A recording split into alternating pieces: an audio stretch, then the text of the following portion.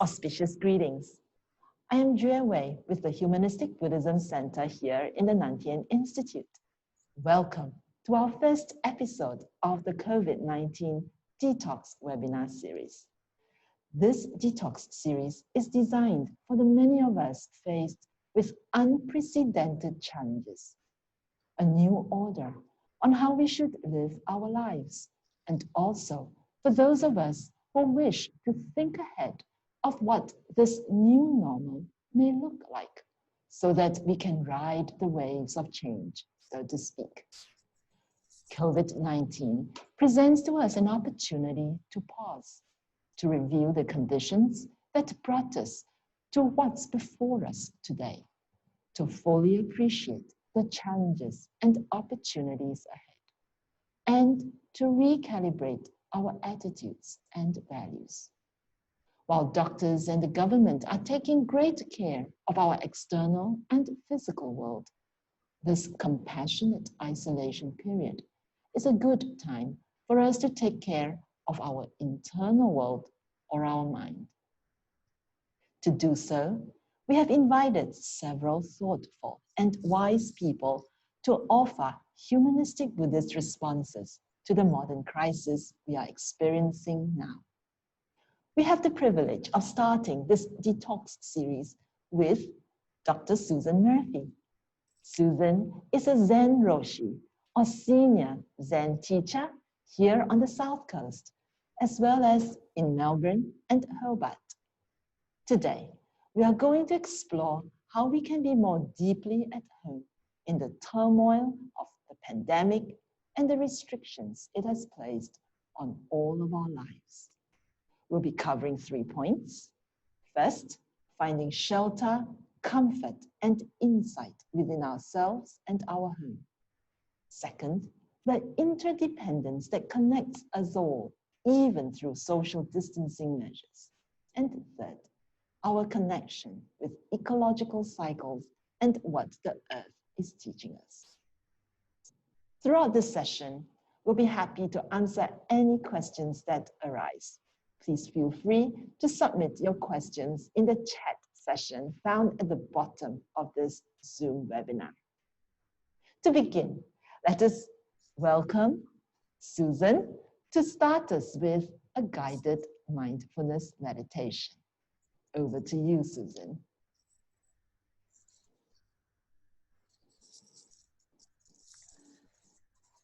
Yes, so we are in such an extraordinary time.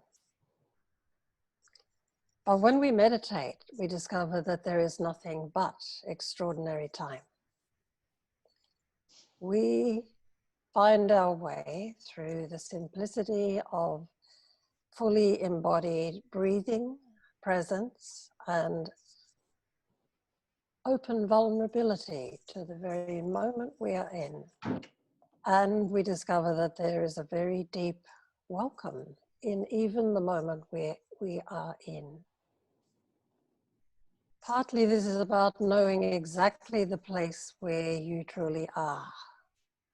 If you are lost in a kind of fog of hopes, fears, and anxiety or depression, you may not even notice that you are on the earth, with the earth confirming your very presence by your very gravity, even as you sit or walk. The warmth of your own body is like the very intimate revelation of the warmth of the sun and the extraordinary nature of this universe. In other words, in the most homely places where we can ever find ourselves, and right now we are all being invited to find ourselves at home and to welcome our circumstances at home, to take refuge in them. At that point, we can truly begin to discover that our very circumstances are here to welcome us just as we truly are, in a more complete, less torn, less divided, less frayed kind of self. So in many ways, the demand of the government right now that we shelter in place is a kind of invitation to discover the place where we are at last, and to find out what it is to take refuge in exactly our circumstances, not what we think is better or worse about them, but exactly what is here, offering itself without any kind of restraint at all times. So follow your breath, be with your breathing body, and with that as the very spine of your awareness, you can be more present and open, awake, alert, and undazzled by what is happening here in this extraordinary time that is also, in its own way, exactly the kind of time we are always being offered. We are vulnerable, and we are at home. Finding our way home is very much the offer of shelter in place.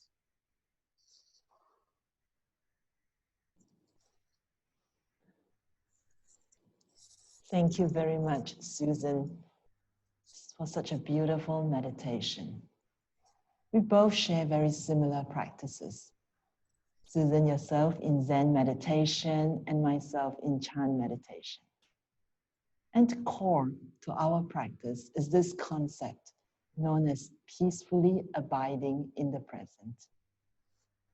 Your meditation just now has just helped me to be in the moment, to feel whole again in this moment. So I'm really glad. I was going to say, it is worth pointing out there is no other moment to actually be in than this one and this one. Yes, that is so true. But so often we are taking on a ride. Our mind moments go all over the place. The past, they do. Or worrying about the future, especially when we are trapped or when we feel trapped. So I'm really pleased that we are beginning this detox series with something called Shelter in Place, because it's about peacefully abiding in the present, in place, and also in time, and letting the present be a gift to us. So Susan, as populations around the world turn to the four walls of their own home, how do we find shelter in place? Well, it's very interesting that you say the word home, because already home is a place of intimate familiarity. It's the place where we know our way around in the dark. So if this is a dark time, well, we know our way around at least when we are home. Not only that, the very word shelter brings to mind the very rich and important Buddhist word, refuge. We are being asked to take refuge in exactly the place where we are. And it's interesting to me that this is actually an active matter to take refuge. It's not huddling under cover, hoping for the best. Taking refuge is actually stepping completely into the fact of where we are and what we are. Taking refuge in reality. And when we do that, there's actually an act of welcoming involved in this. And I did offer in the pre-recorded thing, what was it called? Anyway, in that pre-recorded episode, I did offer the koan of course, is part of the Chan tradition. It is the Chinese stage of what we call Zen. Zen is a transliteration of the word Chan. And Jiazhou is one of our great Zen Chan ancestors.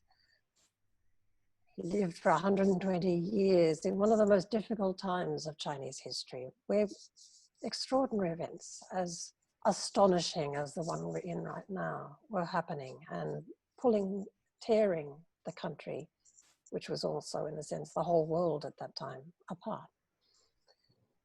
So Juewei was asked by one of his monks, when difficult times visit us, how should we meet them? And even in that word visit, you can begin to hear a sense of a visitor. You are at home and a visitor arrives. Not necessarily going to stay forever. Nothing does. Nothing lasts forever. So the visitor is possibly a quite momentary matter, but a difficult time can be very long. So when difficult times come to visit us, how should we meet them? How should we come towards and meet them? And Juewei replied, welcome. So welcome then becomes a very interesting matter to explore. What is it to welcome? To be unguarded towards, to be friendly in an unconditioned friendliness towards the visitor, the difficulty, the difficult time, the fear, the anxiety, perhaps a slight mood of depression, perhaps, if you're cut off and feeling cut off. When you can welcome, you can begin to discover the difference between solitude and loneliness. Even if you are at home alone in your circumstance, if that is your circumstance. Loneliness is a kind of choice. Solitude is what is there when there's no choosing in front of what's happening. Solitude, in a sense, is the welcome, the ability to welcome without deciding better or worse. Mm. And that non-judgmental kind of awareness allows us to be welcomed by what is happening. It's a very subtle turn, but when you can welcome each arising, whether it's the sound of a bird, the nudge of a fear, but without naming it, just simply saying, you are welcome here. I'm not putting up a barrier towards what is. With that subtle move, you begin to discover how deeply you actually belong right where you are. You're not being pulled out of it. It's not being undermined or torn apart. It is a sound place of belonging, a place where you truly can shelter and take refuge, just in your present circumstances. And then you begin to discover how each thing that is arising is actually welcoming you here. It's a coming home. By offering home, you come home. Well, we certainly welcome you, Susan, to our Detox series. And it's so good to think of welcoming every thought, every state of mind, positive or negative. And so you mentioned about loneliness. And you know that during this period of compassionate isolation, many people are faced with this state of loneliness. How can we opt out of this way of thinking?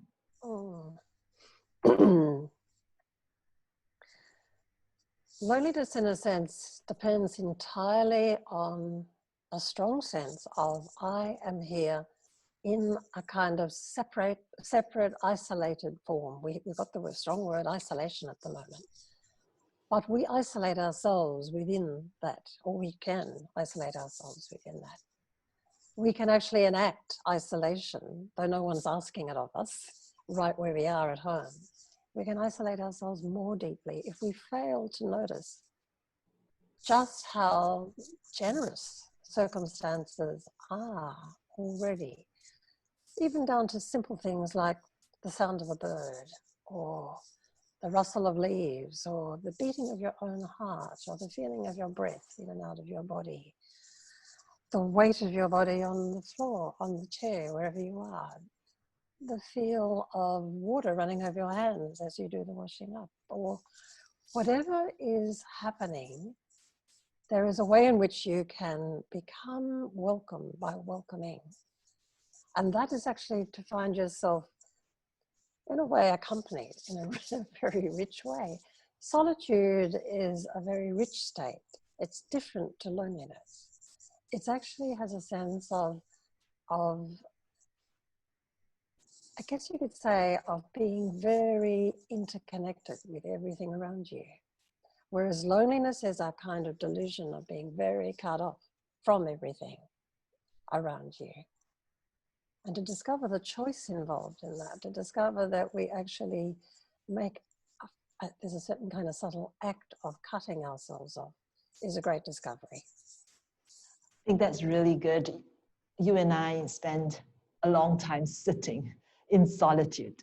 Yes. And as a result, we, in our minds, I guess, as you've pointed out, we see the interconnectedness of the world, and therefore we don't feel lonely, even though we are sitting in solitude.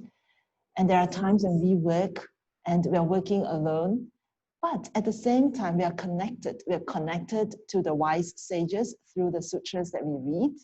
We are connected to the world through the computer if you're replying to an email. So in that sense, we see and we act out the interdependence. We have a question from our audience here about Zen meditation and mindfulness practice, whether it's something we can do in our daily lives and that will help us to be better people after this isolation. Well, some people will find themselves with less time in their day, especially if they have small children at home from school right now, of course. Plus, they may have work hours that have to be fitted around children and other kinds of activities. And so it's interesting that I've always said to my students that an hour of meditation is an extra hour in the day. It actually grants a sense of time and timelessness, of unboundedness in time. It just makes more room for life in whatever that day contains. Now, an hour would be possibly very hard for anybody to make room for, but 10, 15, maybe 20 minutes, you don't have to limit it. You can just wait until something inside you says, okay, that really is time to move again and do something that needs doing. Meditation is a kind of doing that has a deep not doing in it. It is this is a hard thing to get hold of at times for people, but it is actually a kind of subtle declining of the invitation to do yourself, to make yourself up, to enact yourself, to listen to self-talk. It's actually just by being with your breath in a most attentive way, breathing in, nothing but breathing in, breathing out, nothing but breathing out. To achieve that even for 1, 2, 3 breaths opens up a different kind of mind. It begins to let mind come into flower in a different way, put it that way. A more receptive mind, a more contented and contained kind of mind. And by contented, I'm really pointing to that sense of truly nothing is missing here. Nothing is missing. The breath is complete. If you can be completely with one breath, even in the midst of a lot of activity, if you can just find a moment to take one complete breath in and out. And during that time, completely be in your body, in your very being in that moment.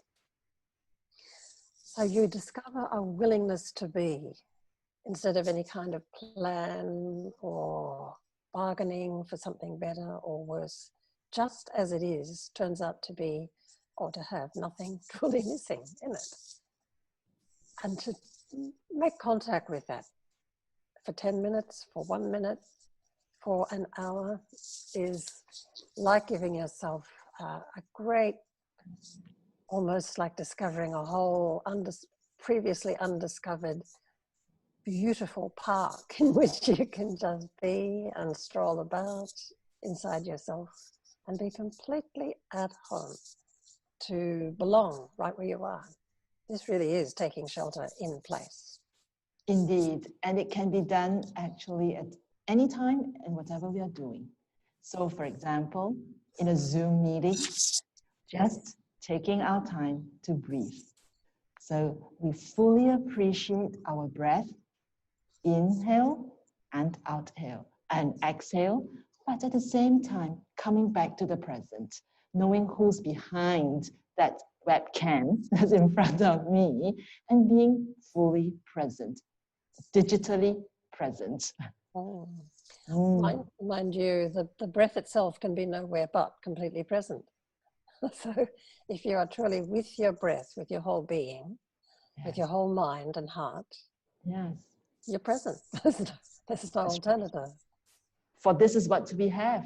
The breath is what sustains us. Yes, it is. Mm. And the breath also teaches us powerful lessons about life and death as well. It's bringing us very much to the fact that the very first breath we ever take, it's there in the in-breath. The very last breath we ever take, it's there in the out-breath. It is as though the breath is, I guess you could say, reminding us of a very important fact. That because we're here, one day we won't be here. That's right. And that too, that might sound like a strange thing to bring into awareness in the midst of a virus pandemic. But in fact, it is what brings everything deeply alive. It's true. So Susan, we are now faced with some seemingly arbitrary rules like don't touch your face. How do we embrace such rules, and what do they reveal about how completely interconnected we are? Well, don't touch your face is something like a kind of koan that is offered by this virus pandemic. And there are other ones as well that I've begun to discover with all the time you spend on Zoom these days, such as now. Such as, for example, the one about a turn off self-view. I find that a very interesting koan as well. Not unrelated to don't touch your face. Don't touch your face is great because it starts to reveal just how habitual and unthinking so much of our behavior, reactions and conduct actually is. It brings us into the present moment because the moment you notice you've touched your face, you remember the injunction, don't touch your face. So you're in a kind of more mindful relationship towards your very body, being, and how you are inhabiting the moment. But there's also a deeper sense, perhaps, linking that up to turn off self-view. We spend a lot of time, in a sense, offering a kind of face to the world. I don't even want to mention the word Facebook, but I just did. But that's an example. That's an example of just how much sort of curating of the self goes on, and is felt to be important, and must be, we must be as kind of self-aware as possible. That is actually a kind of enemy of real life.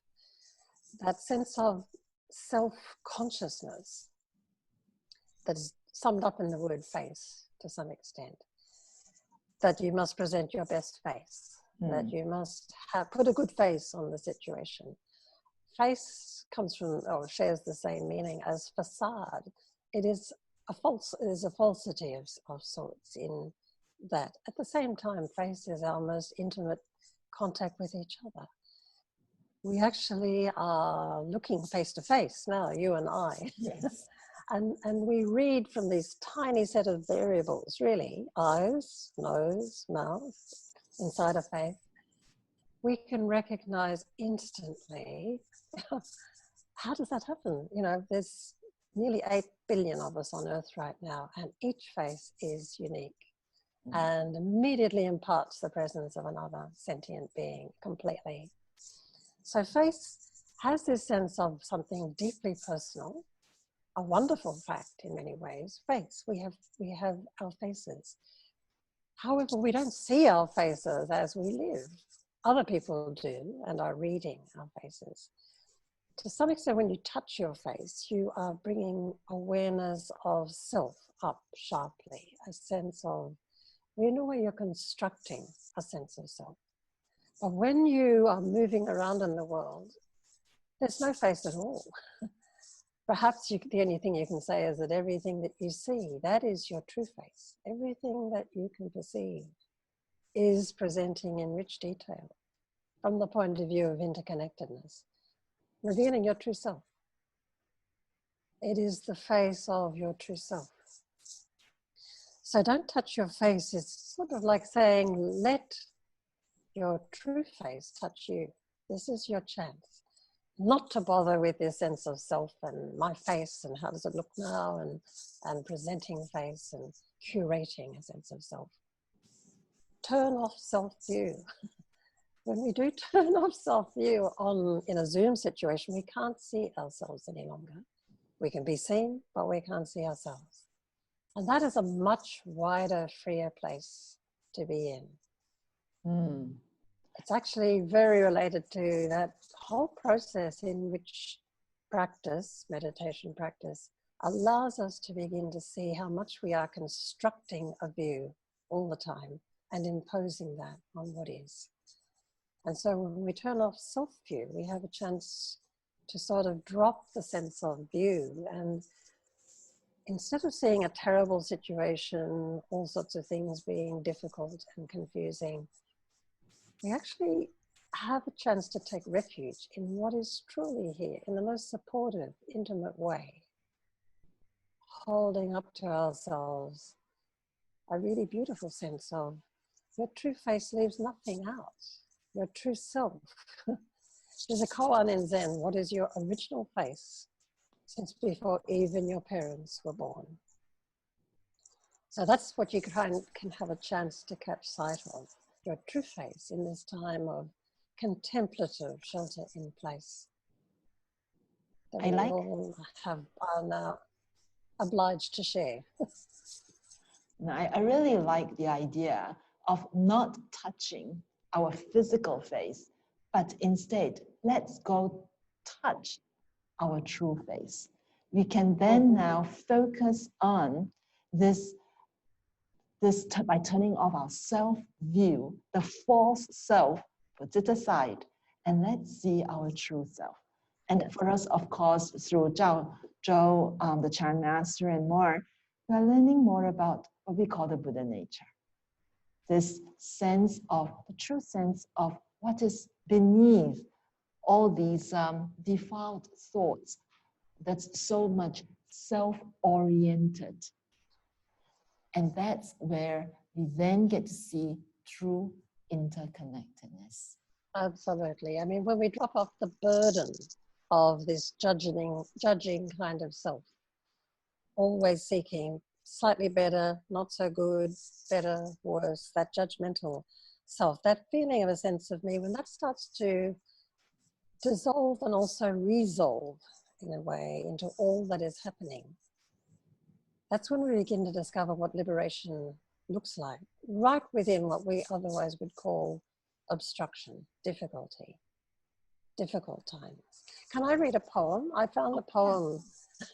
Please, we'd love to. It's actually called Pandemic, and it seems to resonate with a lot of what you and I are just talking about. It says this.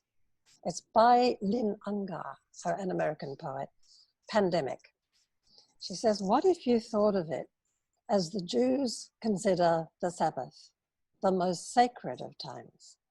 Cease from travel, cease from buying and selling, give up, just for now, on trying to make the world different than it is.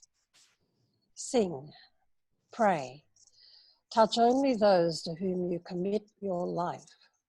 Center down, and when your body has become still, reach out with your heart. Know that we are connected in ways that are terrifying and beautiful. You could hardly deny it now.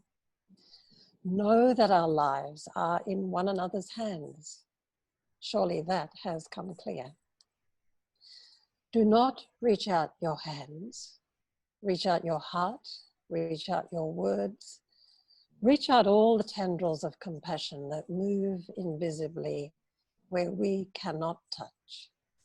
promise this world your love, for better or for worse, in sickness and in health, so long as we all shall live. So beautiful, Susan. It is true. This invisible, tiny virus is teaching us how to be human again. And I just touched my face. But it touches our hearts instead. I think what the virus has done is to help us bring out the compassion that is in us because of the recognition of interconnectedness.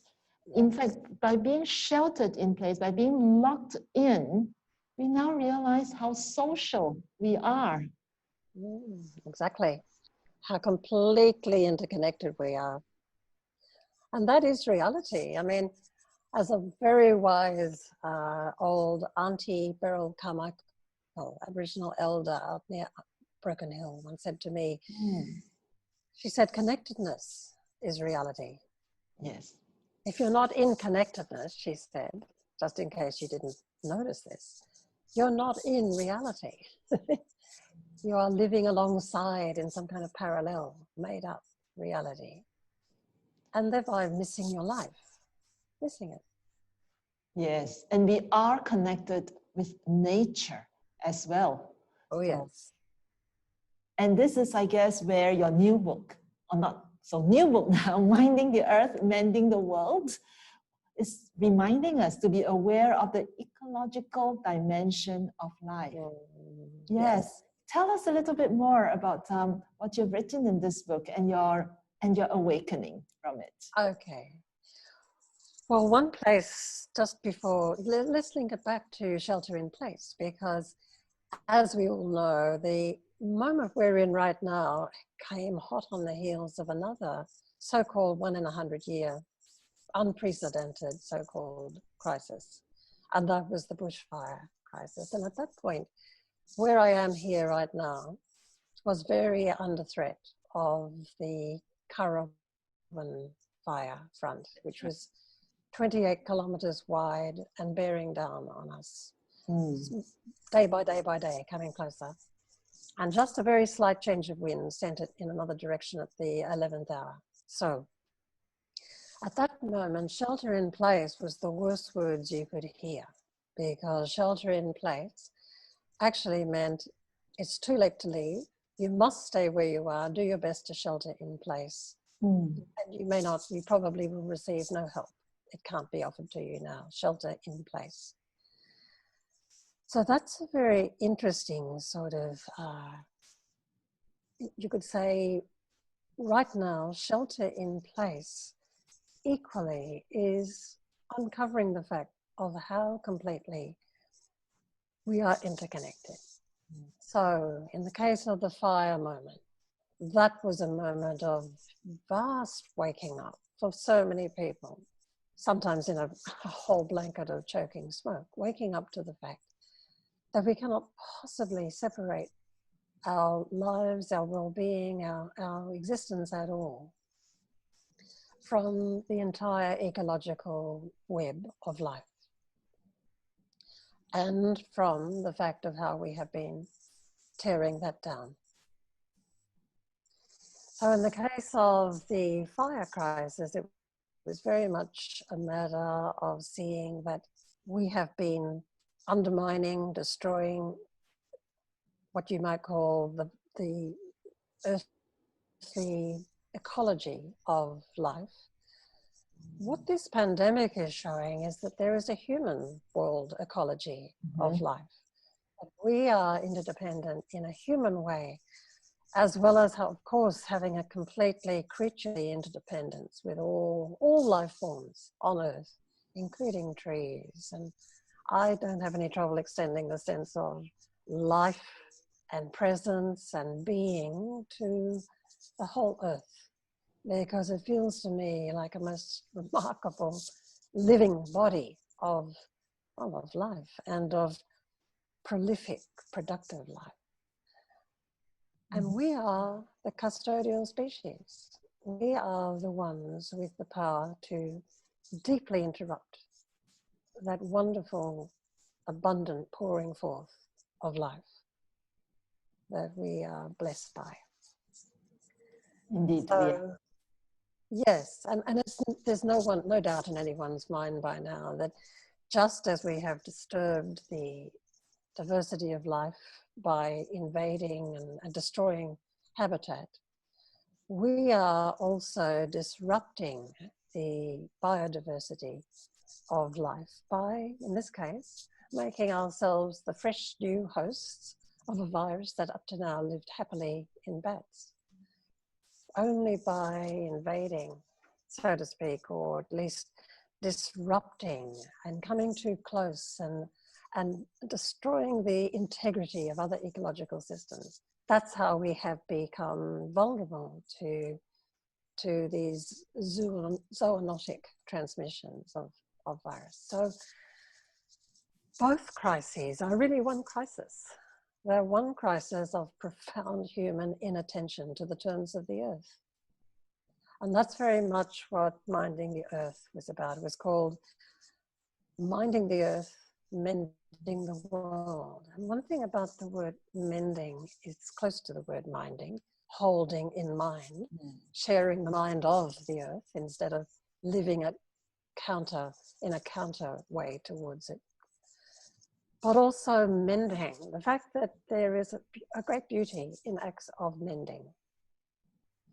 I remember hearing a person who was a great potter talking about the fact that when he visited a Korean wood potter one time, the wood potter was making vases out of wood, turning them on a lathe, and using extremely green timber. And the potter was saying, I'm very concerned about this because this is going to crack. This beautiful pot you're making is going to crack as it dries. What will you do then? The potter said, I'll just mend it. I'll mend it. And of course, in Korean pots, the mending lines are the most beautiful feature of the pot.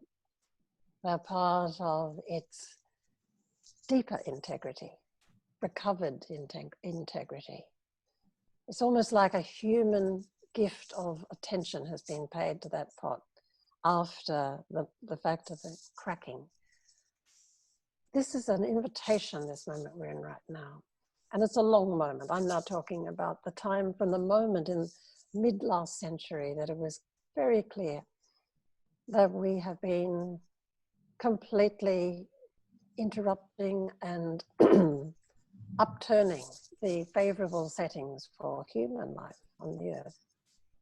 From that moment on, the beautiful offer, in a way, or opportunity to notice how we are living has started to arrive, to be alerted and transformed by noticing how remotely we have been living from the actual terms of the earth. And the opportunity then to mend our world, to mend by that I mean restore, recalibrate, recover, and discover resilience, and all of these things, which is part of the reason why the subtitle of the American version of my book was subtitled Zen and the Art of Planetary Emergency. It actually opens up a possible brilliant kind of human opportunity here. It looks like every crisis is like that. It looks like just a catastrophe, a catastrophic event. Inside a crisis is a most informative interruption of business as usual, so that we can see what the business as usual has been and determine how far removed and remote we are from any kind of congruence, fit, agreement with the whole of what is here, the whole of the web of life that sustains every sentient being. This crisis indeed has given us an opportunity to pause and to recalibrate. I don't know how, if not for this pause, I don't know how our economy is going to encroach upon the natural habitat. As you've said, the result this pandemic is a result of us encroaching on the habitats of exotic wildlife, as a result of which it comes back to us. In reality, nature is not here to protect any species. So the forest, the bushfires have taught us that. And I'm so grateful that your beautiful Zendo is still in place for us to come to, that the bushfires have decided to turn a different direction, and that you are safe and well. Indeed. At this moment, I welcome all participants to feed in your questions into the chat session. We have one here. Roshi, can you say something about the fear of our mortality? It is something that many of us face during bushfires and now the coronavirus pandemic. That's a rich question, actually. Yeah, it is. In a way, I've touched on it earlier in what I said about every breath is enacting life and death. It is one grave and also great matter. The fact that all life depends upon our own mortality. And it depends, of course, upon the ingesting of other life forms. That's how we sustain our lives. It is impossible in a single breath to actually find the beginning or end of that breath. If you're paying really close attention, you really will not be able to say, the breath has started, the breath has ended. That's right. And that itself is a lovely pointer to the fact that within this, the fact of life and death, life on the in-breath, death or giving the self away, yielding the self on the out-breath. And that is what death is. Of course, our mortality is our yielding of ourself in a more physical way. Within that very alive fact, and it's funny to call mortality an alive fact, but there'd be no alive sense of being without an open, willing acceptance of mortality. So somehow the very quick of our lives depends upon, and the sense of the quick in our lives, the sense of being fully alive, depends upon being able to embrace our own mortality, and yet obviously discovering within any fully attentive moment, there is an unbounded quality. It does not have beginning and end. And it doesn't even have duration. It's impossible to say how long it lasts. When you think about the moon rising, how long is a moonrise? What can you actually say about that? What can you say about even the true duration of one fully lived moment? And so there is a kind of unboundedness inside this sharp awareness of life and death. The expansiveness depends upon admitting also that all things pass quickly away.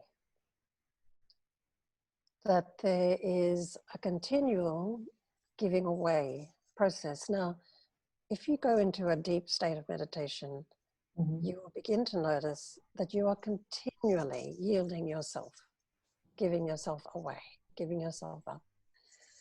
You are, in a way, exploring the very possibility of mortality at that level. You don't think of it that way, but you are discovering that there is no fixed self from one moment to another. It is one flowing, ever-changing. Well, you can only come back to the word flow, because it is not a thing. It is not a substantive thing that we call ourselves. We need to have a sense of self in order to give this sense of self away. That's one of the interesting matters. If you have a very fragile sense of self, it's difficult to get to that point of yielding yourself and being with the full confidence that everything here is not other than yourself. Just as each of us are not other. My life is not other than your life, Juewei. We cannot possibly separate our lives from anything that is here. even your tiniest fingernail, if you look at your fingernail, how could that exist without the entire universe? That's right. This is so true. Mortality. Recently, someone told me that she's so grateful she's Buddhist, because many Buddhists, not all, but many Buddhists appreciate the cycle of life and death. And that if anything should happen to her now, if she catches COVID, she knows that she will have another chance.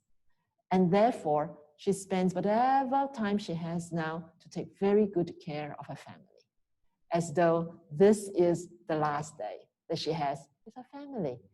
And as a result, her time during lockdown has been so fruitful.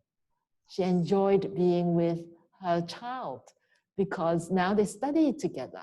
She enjoyed being with her husband and cooking the best food, because every moment she's very aware. She doesn't know what will happen the next day. She doesn't know if her child may catch anything when they go out, because she's still so young. So I believe that our fear stems from our sense of, or our insecurity about ourselves and about our identity. And therefore, turning away and turning off self-view is so important. Turning off self-view also involves a very interesting act of not knowing so much. You were talking about that when you talked about this woman who doesn't know what will happen next. So she's able to really fully inhabit this moment, because who knows what the next moment will be. That's the very teaching of mortality. That's saying that at every moment we are on the cliff edge of birth and death. Yes. And that is a very live and enlivening place to be.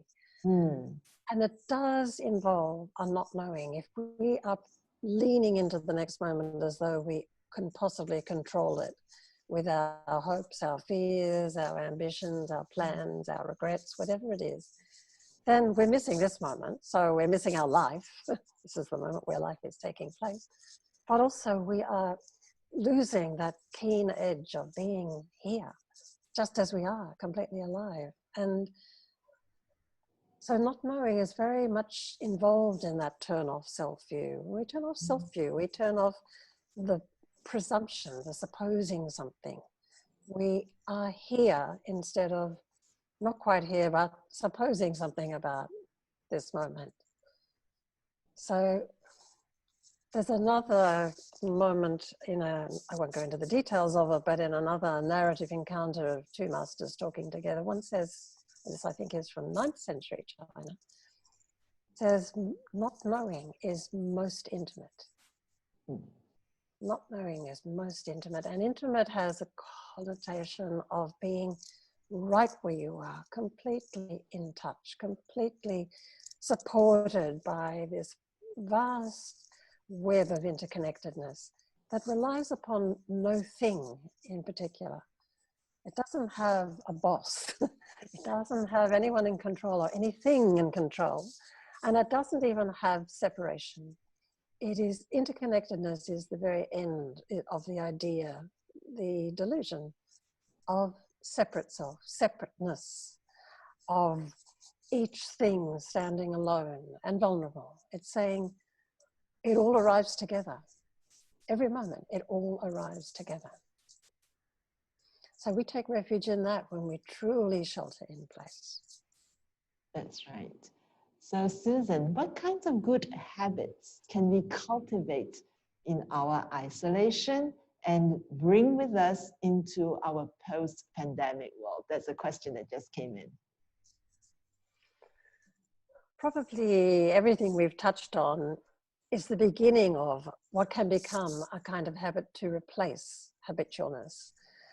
Practice is a kind of habit. Practice is the habit of being a little less habitual, of being a little less automatic in your response, becoming aware of your responses. So it starts in noticing, it starts in paying attention. Meditation really is paying deep unqualified, undirected attention. It's attention that is in subtle, endless response to what is happening. It's just responding most naturally. It's not attempting to do anything. So it is actually a kind of willing being, willingness to be. It seems strange that something called human beings have to learn how to be willing to be. It often strikes me that we really should be called human doings, because that's what so much of what goes on as human activity looks like. So it's actually the turn towards preparedness to be. And that is choiceless right at the moment. Suddenly the whole sense of I have a myriad of choices, I have my dreams, I have my ambitions, has been put on hold. And instead everybody has been given much the same kind of deep recommendation to suspend all certainties and to find contentment, or find containment at least, in just where you are, in order to take care of each other. To take care of each other and to take care of yourself is to take care of each other. They are indivisible. That's so plain in this pandemic. It's a curious gift of this pandemic. Suddenly that is inarguable. And so within that, instead of a kind of ever headlong or forward intent towards the next moment, shelter in place and this epidemic itself is more or less saying, we can't know. We actually have to proceed knowing that we don't know. We don't know the full details of this virus. It's only slowly revealing itself. It's fresh, it's new, novel, as it's called. So without being able, we actually have the kind of opportunity or gift right now of dropping the whole headlongness of our, let's call it a civilization, though I think the jury is not yet back about whether it is civilized completely. But the world in which we live, the human world, has assumed so much about how it operates and has been unexamined in that onward rush. Right now, the rush is in suspension, and the unexamined quality is finally we can take a breath and examine it. Oh, I like this idea of taking a break. In our rush, as you pointed out, everyday living, we haven't given ourselves enough time to pause and just be. That's right. Being human being again, finding the human qualities of compassion, of patience, just sitting in lockdown, being patient and having faith and trust in the government, in all our essential services staff, and giving compassion, lots of compassionate energy to them as they figure out how best for us to come out of this pandemic. Yeah. So I'm very grateful to you, Susan, for spending this much time with us. It's amazing how quickly an hour passes by when we are in deep conversation. Thanks to this pandemic, as you say, it's a gift. We can see it as an opportunity and a gift. We have an opportunity to dialogue in this manner and to open ourselves up to our participants who are online. I'd like to thank you for your time, Susan, and to our listeners for your patience and your questions. We hope that you have found some gems of knowledge useful to you while experiencing shelter in place in the here and the now, and appreciate the values that are already intrinsically present in us. All we need to do is to turn off self-view. And that is humanistic Buddhism. It is everyday Dharma to connect to these very precious values of humanity in community. And I hope that you have found that these gems are useful in your personal and professional lives. Here in the Nan Tien Institute, we offer you many subjects of study. Now, for example, I'm preparing for the Buddhist ethics subject. And I feel so strongly that this particular pandemic, the bushfires before, are bringing to the foreground the importance of ethics, the importance of what makes us virtuous human being and making this life worth living. So we go back to the best practices from diverse perspectives and traditions in order to bring assured quality to our accredited course of study. For more information on Nan Tien Institute, as well as the subjects and courses that we offer, please head on over to our website at NANTIEN.EDU.AU. We look forward to seeing you at our next webinar episode called Helping from Home. So it's now time for us to mindfully check out and transfer merits. So let's join palms. May kindness, compassion, joy, and equanimity pervade all worlds. May we cherish and build affinities for all living beings. May Chan, Pure Land, and precepts inspire equality and patience. May our humility and gratitude give rise to great vows. We thank you very much for your presence, and we thank you so much, Susan. May the merits of our session today be transferred to all living beings. Thank you. Indeed. Thank you.